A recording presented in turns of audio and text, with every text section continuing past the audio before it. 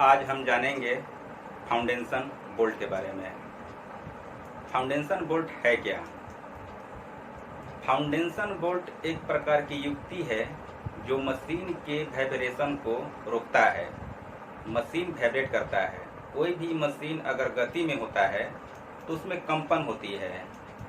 अगर without foundation के हम किसी मशीन को स्थापित करते हैं तो गति होने के कारण जिस फर्श पे हम मशीन को रखे हैं वह फर्श खराब हो जाएगा और मशीन की चाल में भी डिफरेंस आएगा।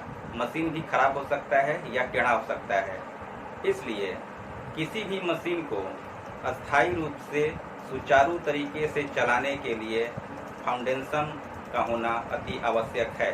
फाउंडेशन पर ही मशीन को रखते हैं जिससे मशीन आपका लगातार सही तरीके से चलता रहता है और मशीन में किसी प्रकार की कोई खराबी नहीं होती है। इस प्रकार मशीन को लगाते समय फाउंडेशन का होना अति आवश्यक है।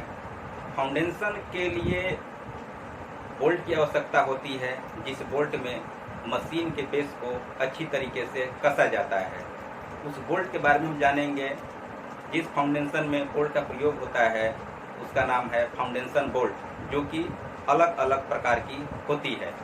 तो आइए देखते हैं। सबसे पहले मेरा बोल्ट है, उसका नाम है रैग बोल्ट। रैग बोल्ट को आप ध्यान से देखिए। एक सिरे पर थ्रेड कटा हुआ होता है जो कि फर्श के ऊपर निकला होता है।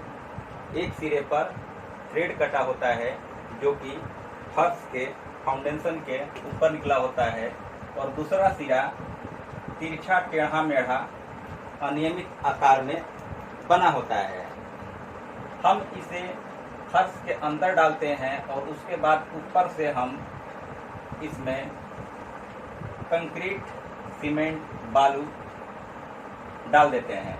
जिससे क्या होता है, ये असमतल होने के कारण ये ऊपर की तरफ नहीं निकल पाता है। उसके बाद जब ये जाम हो जाता है उसके बाद हम मशीन को रखते हैं। लेकिन एक बात ध्यान देने योग्य है, मशीन को रखने से पहले फाउंडेशन के इस सतह पर लकड़ी का प्लेट होना आवश्यक है।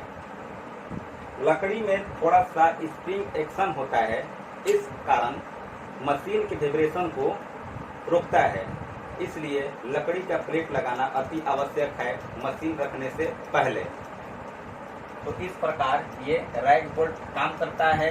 इसमें कंक्रीट भर देते हैं। वाइब्रेशन के कारण ये जो बोल्ट का निचला सिरा है यह ऊपर नहीं निकल पाता है, असमतल है इस वजह से। दूसरा है square head bolt. Square head bolt का भी वैसा ही है। ऊपर की तरफ आपका ऊपरी सिरे पर थ्रेड बना होता है और निचला सिरा में एक स्क्वायर मेटल होता है। मेटल के ऊपर एक प्लेट लगा होता है, जो कि भरे हुए कंक्रीट के ऊपर नहीं आता है, रोकता है, ऊपर नहीं आने देता है और वाइब्रेशन को ये रोकता है। तो ये आपका हो गया स्क्वायर हेड बोल्ट। तीसरा बोल्ट है जिसका नाम है zig zag bolt. Zig zag bolt यानी कि निचला सिरा देखिए, ये आड़े तिरछा बना हुआ है। ये जिग जैग जैसा बना हुआ है। इसमें भी नीचे एक प्लेट लगा होता है जो जिसमें कंक्रीट भर देने से ये प्लेट जो है बोल्ट को ऊपर आने से रोकता है। इस प्रकार जिग जैग बोल्ट काम करता है। अगला है लेविस बोल्ट। लेविस बोल्ट में क्या है, एक सिरे पर ऊपरी सिरे पर थ्रेड कटा हुआ है और निचला सिरा एक तरफ से टेपर है, दूसरे तरफ से समानांतर सीधा है। ये सीधा है। इस तरह से इसको डालने के बाद हम इसमें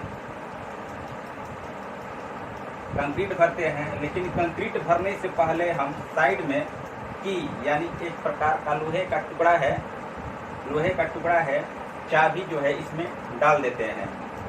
इससे क्या आसानी होता है कि अगर किसी कारणवश इसको निकालना है तो चाबी को निकाल करके हम बोल्ट को आसानी से निकाल सकते हैं। इस प्रकार आपका 1, 2, 3, 4 प्रकार का फाउंडेशन बोल्ट है। एक बोल्ट और है जिसका नाम है fish tail bolt. Fish tail यानी मछली के पूंछ के आकार का। उसमें क्या है, किस प्रकार की बनावट होती है आपको बता देते हैं।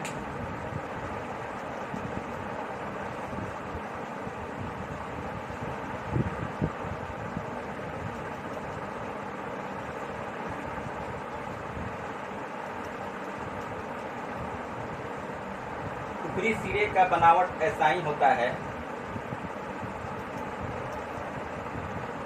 ऊपरी सिरे का बनावट ऐसा ही होता है।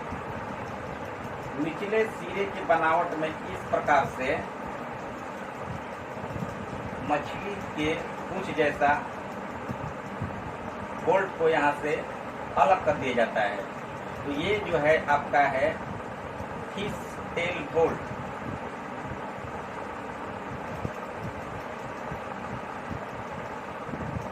इस प्रकार आपका 5 प्रकार का बोल्ट है जिसको मशीन को स्थापित करने के लिए प्रयोग किया जाता है।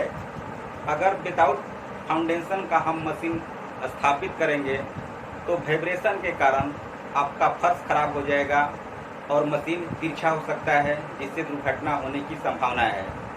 इसलिए इस बात का ध्यान रखना है कि मशीन को रखने से पहले फाउंडेशन के ऊपर लकड़ी का प्लेट रखेंगे और उसके बाद ही मशीन को रखा जाता है।